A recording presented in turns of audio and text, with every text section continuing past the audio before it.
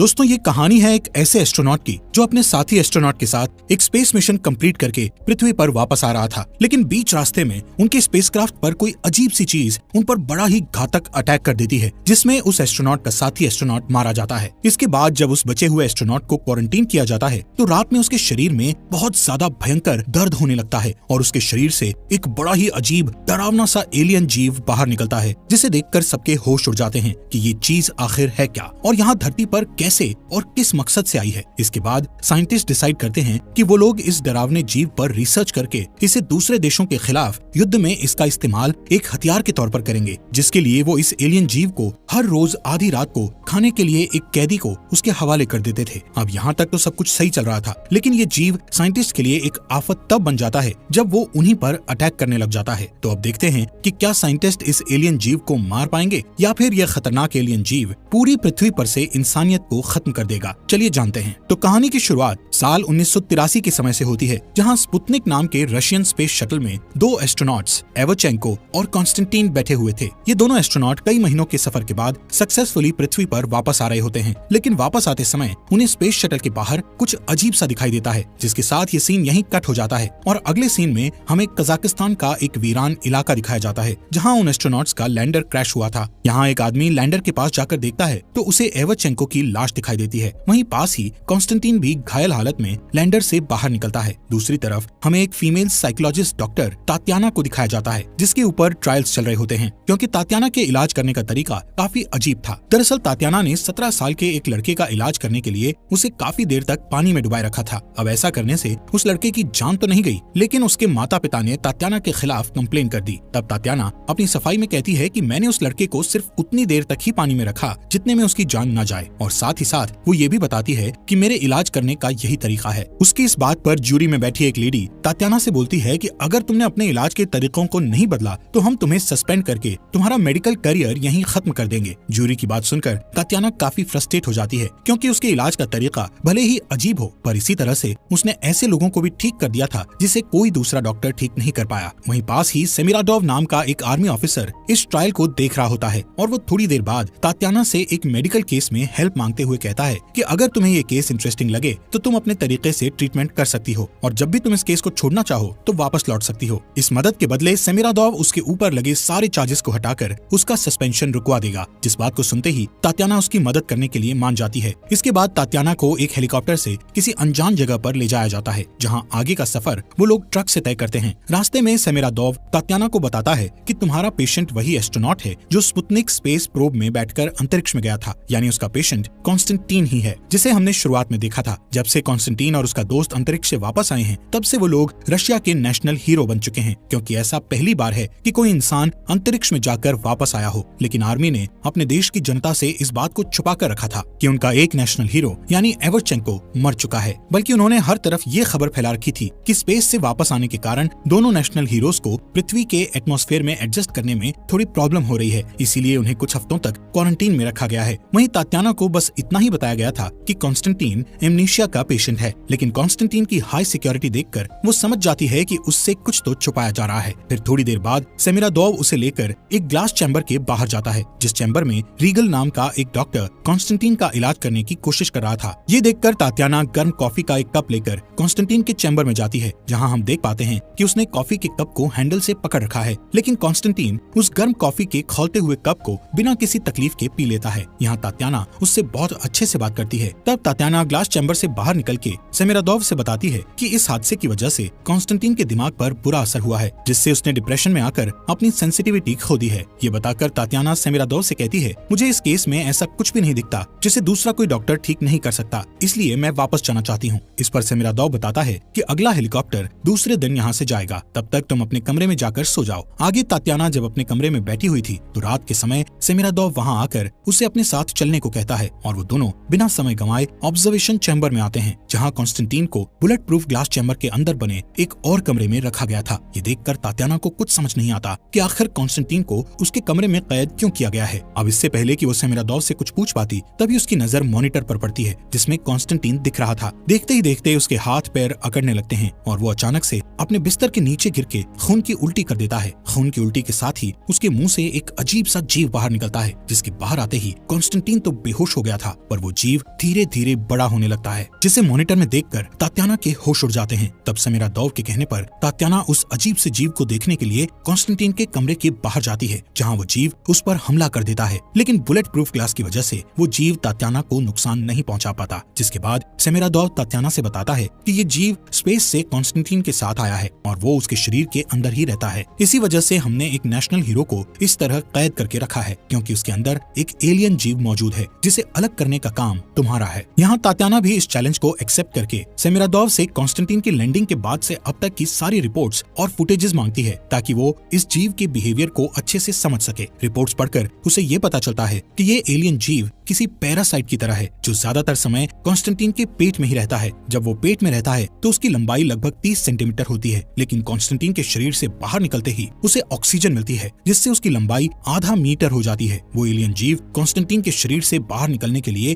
एक toxin release करता है, जिससे कॉन्स्टेंटीन के शरीर की मसल्स लूज होकर फैल जाती हैं, ताकि वो एलियन जीव आसानी से बाहर निकल सके। ये जीव हर रात 2:40 से लेकर 3:10 के बीच उसके शरीर से बाहर निकलता है और कुछ समय बाहर रहने के बाद वो वापस कॉन्स्टेंटीन के शरीर में चला जाता है। इस पूरे समय तक कॉन्स्टेंटीन बेहोश ही रहता है और उसे ये तक पता नहीं कि उसके अंदर कोई एलियन जीव रहता है। तात्याना को रिपोर्ट पढ़कर ये भी पता चलता है कि रीगल ने एक बार उस एलियन जीव को कॉन्स्टेंटीन के शरीर से अलग करने की कोशिश की थी, लेकिन एलियन जीव से अलग होते ही कॉन्स्टेंटीन की हालत खराब होने लगी थी। पर वो जीव जैसे ही कॉन्स्टेंटीन के शरीर में वापस गया तो कॉन्स्टेंटीन दोबारा ठीक हो गया। यानी कहीं न कहीं उस एलियन जीव ने ही कॉन्स्टेंटीन को अब तक बचा रखा है, वरना लैंडर के क्रैश करने के बावजूद भी उसका जिंदा रह पाना नामुमकिन था। वहीं ये जीव कॉन्स्टेंटीन के खाए हुए खाने को खाकर जिंदा रहता है, लेकिन तात्याना को ये जानना था कि वो एग्जैक्टली क्या खाता है। उसे इन फाइल्स में कॉन्स्टेंटीन के पास्ट की भी जानकारी मिलती है, जिससे उसे ये पता चलता है कि कॉन्स्टेंटीन का 7 साल का एक नाजायज बेटा है, क्योंकि कॉन्स्टेंटीन ने उसकी माँ से शादी नहीं की थी और उसकी माँ के मरने के बाद उस बच्चे को ऑर्फनेज में रख दिया गया। फिर अगले दिन तात्याना इंट्रोगेशन के दौरान पहले तो कॉन्स्टेंटीन से उसका फेवरेट सॉन्ग पूछती है, लेकिन बाद में वो उससे कहती है कि तुम एक बुरे पिता हो जिसने अपने बेटे को ऑर्फनेज में सड़ने के लिए छोड़ दिया, जो सुनकर कॉन्स्टेंटीन को काफी बुरा लगता है। जबकि तात्याना की बातों से हम समझ पाते हैं कि उसने जानबूझकर कॉन्स्टेंटीन को गुस्सा दिलाया, ताकि गुस्से के कारण उसके व्यवहार में कुछ बदलाव आ जाए। वो तुरंत ही रीगल से कॉन्स्टेंटीन का ब्लड टेस्ट करने को कहती है, ताकि उसे ये पता चल सके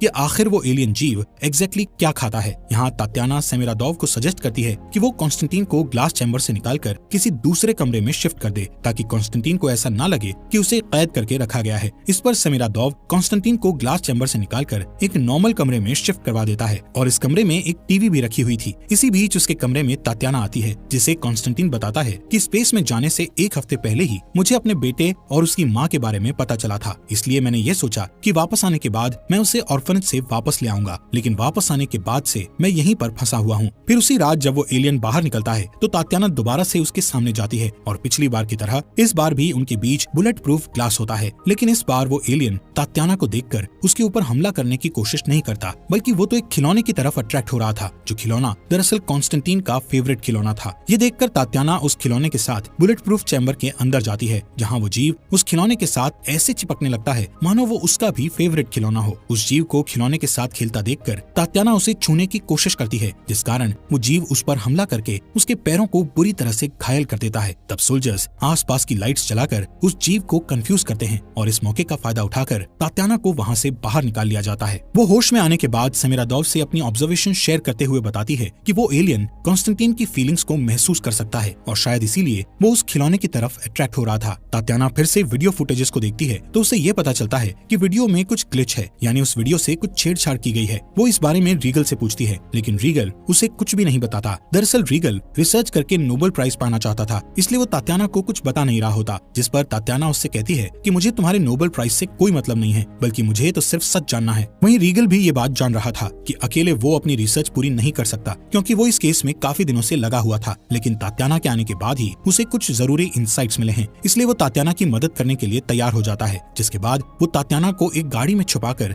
इस फैसिलिटी से दूसरी तरफ ले जाता है, जहाँ सिर्फ कुछ ही लोगों को जाने की परमिशन थी। वो उसे नाइट विजन बाइनोकुलर्स देकर कहता है कि तुम गाड़ी के अंदर से ही सब कुछ देखती रहो। तात्याना देखती है कि वहाँ एक कैदी को केज के अंदर ले जाया जा रहा था और इसी के साथ सारी लाइट्स बंद कर दी गई। कुछ देर बाद एलियन जीव केज के अंदर आकर उस कैदी को एक ही झटके में मारकर उसके मांस को खाने लगता है। ये देखकर तात्याना के होश उड़ जाते हैं और हम एज एन ऑडियंस जान पाते हैं कि ये केज उसी ग्लास चैम्बर से जुड़ा हुआ है जिसके अंदर कॉन्स्टेंटीन को हर रात रखा जाता है ताकि वो एलियन केज में आकर प्रिजनर्स को खा सके। अब गाड़ी में वापस आने के बाद रीगल तात्याना को बताता है कि जब हमें कॉन्स्टेंटीन मिला था तो उसकी हालत बहुत ज्यादा खराब थी, लेकिन उसके अंदर इस एलियन जीव के होने की वजह से उसकी तबीयत दिन ब दिन सही होती चली गई और वो इतनी जल्दी रिकवर कर गया जितने में किसी आम इंसान का रिकवर कर पाना लगभग नामुमकिन था। जब कॉन्स्टेंटीन हॉस्पिटल में था तो इस एलियन जीव ने एक नर्स को भी मार दिया था और उसी दिन के बाद से कॉन्स्टेंटीन की तबीयत में सुधार आना शुरू हो गया। इसके बाद उस जीव को मछली से लेकर सुअर तक सब कुछ खाने को दिया गया, मगर ऐसा करने से कॉन्स्टेंटीन की तबीयत फिर से खराब होने लगी।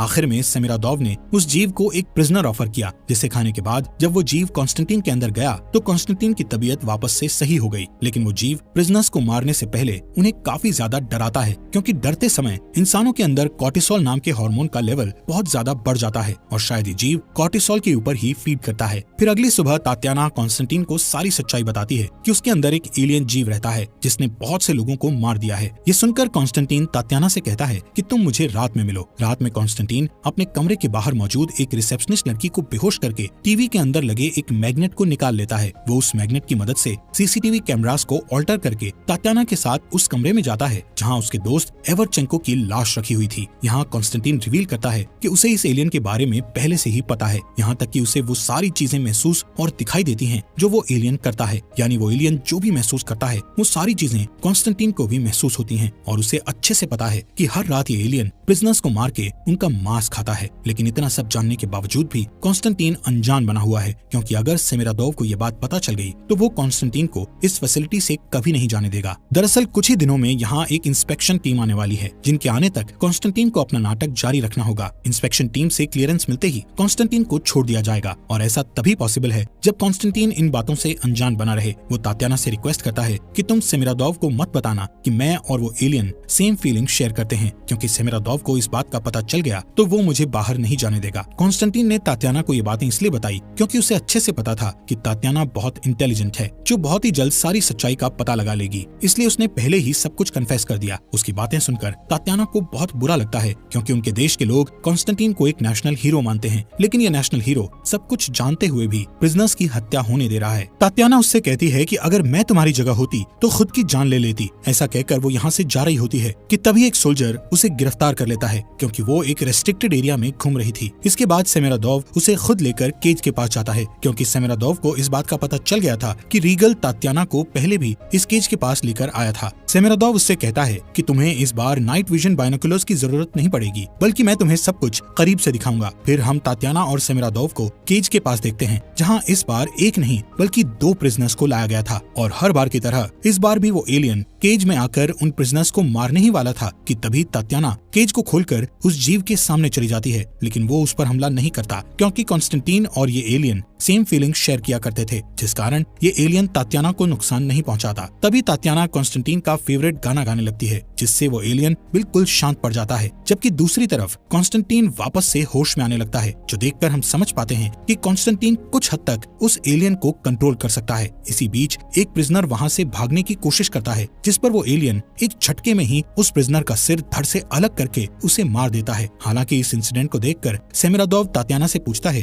कि क्या कॉन्स्टेंटीन इस एलियन को कंट्रोल कर सकता है, जिसके जवाब में तात्याना कहती है कि वो इस एलियन को पूरी तरह से कंट्रोल नहीं कर सकता। इस जवाब से सेमिरादोव समझ जाता है कि अगर तात्याना को और ज्यादा समय दिया जाए तो वो कोई न कोई तरीका खोज ही लेगी, जिससे कॉन्स्टेंटीन और एलियन को अलग किया जा सके। वहीं अगली सुबह जब तात्याना और रीगल एवरचेंको की लाश का परीक्षण कर रहे होते हैं तो तात्याना रीगल से बताती है कि एवरचेंको को फर्स्ट स्टेज का कैंसर था, जिसका पता हमारे डॉक्टर्स को तो नहीं चल पाया, लेकिन उस एलियन ने एवरचेंको की बीमारी का पता लगा लिया और इसीलिए उसने कॉन्स्टेंटीन के शरीर में रहने का फैसला किया। यहाँ हम ये भी जान पाते हैं कि एवरचेंको की मौत क्रैश में नहीं हुई, बल्कि उस एलियन ने ही एवरचेंको को जान से मारा था। इसी बीच तात्याना रीगल से कहती है कि मैं कॉन्स्टेंटीन को लेकर यहाँ से भागने वाली हूँ और हमें यहाँ से भागने में तुम्हारी मदद चाहिए। अब पहले तो रीगल सेमिरादोव के डर से उसकी मदद करने को तैयार नहीं होता, लेकिन बाद में वो उसकी मदद के लिए तैयार हो जाता है, क्योंकि वो अपने नोबेल प्राइज के चक्कर में और प्रिजनर्स की जान नहीं लेना चाहता था। आगे हम तात्याना को कॉन्स्टेंटीन के पास देखते हैं, जहाँ वो उससे बताती है कि आज हम दोनों यहाँ से एस्केप करने वाले हैं, लेकिन एस्केप करने से पहले मैं उस एलियन को तुम्हारे शरीर से अलग कर दूंगी। दरअसल तात्याना का प्लान ये था कि वो कॉन्स्टेंटीन के शरीर में ऐसा केमिकल इंजेक्ट करेगी जिससे उसके शरीर में कुछ देर के लिए कैंसर के सिम्टम्स आ जाएंगे। ऐसा होते ही वो एलियन उसके शरीर को छोड़कर बाहर निकल आएगा और वो एलियन कॉन्स्टेंटीन के शरीर के बिना ज्यादा देर तक जिंदा नहीं रह सकता, क्योंकि उससे धूप नहीं बर्दाश्त होती। यही वजह है कि वो रात के समय ही बाहर निकलता है, जबकि दिन में वो उसके शरीर में रहता है। इसके बाद तात्याना और कॉन्स्टेंटीन कुछ सोल्जर्स को बेहोश करके वहाँ से भाग निकलते हैं, जबकि दूसरी तरफ रीगल हायर ऑफिसर्स को सेमिरादोव के इलीगल एक्सपेरिमेंट्स के बारे में खबर देता है। उधर सेमिरादोव को सीसीटीवी फुटेजेस से पता चल चुका था कि तात्याना और कॉन्स्टेंटीन वहाँ से भाग रहे हैं और इस सब में रीगल ने भी उनकी मदद की है। उसे ये भी पता चल चुका था कि रीगल ने उसके खिलाफ कंप्लेंट कर दी है, इसीलिए वो उसे शूट करके जान से मार देता है। उसे मारने के बाद वो अपने सोल्जर्स को तात्याना और कॉन्स्टेंटीन के पीछे भेजता है, जहाँ उसके ऑर्डर पर बहुत सारे सोल्जर्स तात्याना और कॉन्स्टेंटीन को घेर लेते हैं। जहाँ वो लोग तात्याना को मारने ही वाले थे कि तभी कॉन्स्टेंटीन खुद को इंजेक्शन लगाकर एलियन को बाहर निकाल देता है। वो तात्याना को बचाने के लिए उस एलियन को कंट्रोल करके सभी सोल्जर्स को मरवा देता है। अब इस मौके का फायदा उठाकर तात्याना कॉन्स्टेंटीन को लेकर वहाँ से भाग निकलती है, जिससे वो एलियन पीछे छूट जाता है। इधर कॉन्स्टेंटीन और एलियन एक दूसरे से दूर जाते ही कमजोर होने लगते हैं, क्योंकि उन दोनों में एक सिम्बायोटिक रिलेशन बन गया था, यानी वो दोनों ही एक दूसरे पर डिपेंडेंट थे। एलियन से कॉन्स्टेंटीन को ताकत मिलती थी और कॉन्स्टेंटीन के शरीर में रहकर वो एलियन जिंदा रह पाता था। दूसरी तरफ सेमिरादोव का सामना उस एलियन से होता है, लेकिन कॉन्स्टेंटीन से दूर होने के कारण वो एलियन काफी कमजोर पड़ चुका था। इसीलिए सेमिरादोव उसे एक बॉक्स में डालकर तात्याना और कॉन्स्टेंटीन के पास पहुंचता है। हालांकि अब तक कॉन्स्टेंटीन की हालत भी बहुत ज्यादा खराब हो चुकी थी और इस बात का फायदा उठाकर सेमिरादोव तात्याना को मारने ही वाला होता है कि तभी कॉन्स्टेंटीन पूरी हिम्मत करके उस एलियन को फिर से कंट्रोल करके सेमिरादोव को मरवा देता है। वो एलियन सेमिरादोव को मारने के बाद कॉन्स्टेंटीन के मुंह से होते हुए उसके पेट में चला जाता है, जिससे कॉन्स्टेंटीन की तबीयत दोबारा से ठीक होने लगती है। लेकिन इतना खून खराबा देखने की वजह से कॉन्स्टेंटीन को बहुत बुरा लगता है, इसलिए वो खुद को शूट करके मार लेता है ताकि उसके साथ एलियन भी मारा जाए। इसके बाद कहानी के लास्ट सीन में दिखाया जाता है कि तात्याना कॉन्स्टेंटीन के बेटे को ऑर्फनेज में जाकर अडॉप्ट कर लेती है। इसी के साथ ये बेहतरीन मूवी यहीं पर खत्म हो जाती है।